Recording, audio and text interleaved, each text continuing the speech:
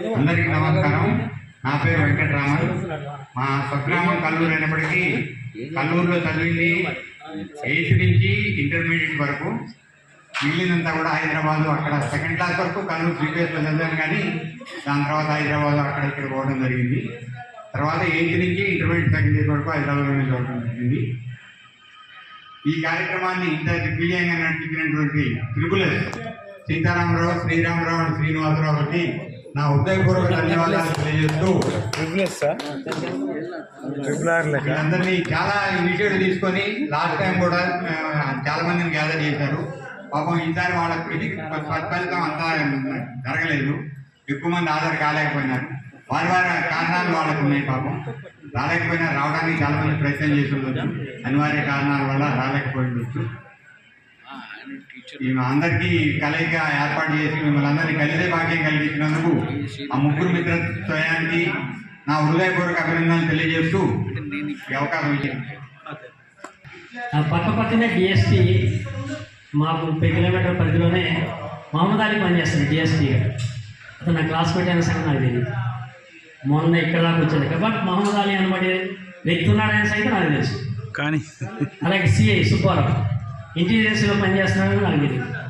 అలా కింద పనిచేసినటువంటి ASI వచ్చి సుబ్బారావు తెలుసా మీకు అని అడిగాడు. సుబ్బారావు నా క్లాస్మేట్ అవుతున్నాడు ఏమని అడిగాడు. ఆయన ఇప్పుడు SBI అయ్యాడండి, SBCI ఇక్కడ మా SP ఆఫీస్లోనే ఉన్నాడు, మిమ్మల్ని అడిగాను అన్నాడు. అప్పుడు తెలుసు అనమాట. అంటే ఎందుకు చెప్తున్నారంటే MDO పాషా గారు మాకు 40 కిలోమీటర్ల దూరంలోనే MDOలో పనిచేసాడు. MDO అంటే ప్రజలతో సంబంధాలు ఇప్పుడు ఉండాల్సిందే. అంటే మాకు ప్రజలతోనే సంబంధాలు ఉంటాయి. ప్రజల అధికారులతో కూడా మేము పనుల కోసం వెళ్తా ఉంటాం. కాబట్టి మేము ఒక రాజకీయ పార్టీలు తిరుగుతున్నాం కాబట్టి ఇట్లా తెలిసిన వాళ్ళు కూడా మేము ఉపయోగించుకోలేకపోయాము అనేది కూడా కొద్దిగా ఉంది. ఇప్పుడు అనుకుంటున్నాను అనమాట. రేపు పోయినసారి రావడం చాలా బెటర్ అయింది, పలానా వాళ్ళు ఉన్నారనే సంగతి అని అనుకున్నాం. అలాగే ఇంకోటి అంటే ఒక పెద్ద దేవాలయానికి ఈవో మన రమేష్ బాబు గారు, రాష్ట్రంలోనే దక్షిణ భారతదేశంలో ఒక పేరు ఉన్నటువంటి దేవాలయానికి ఈవో. వారి ఈవో అనే సంగతి నాకు తెలియదు. బట్ రమేష్ బాబు గారు ఉన్నారనే సంగతి ఈవో. రమేష్ బాబు గారు మా క్లాస్మేట్ అనే సంగతి తెలియదు. సాధికని ఎందుకో అక్కడ గోదావరి హారతుల కోసం వచ్చినప్పుడు నాకు కలిసాడు. నేనే నీ పేరు సాధికలి కదా, కావాలి నేనే అన్నాడు.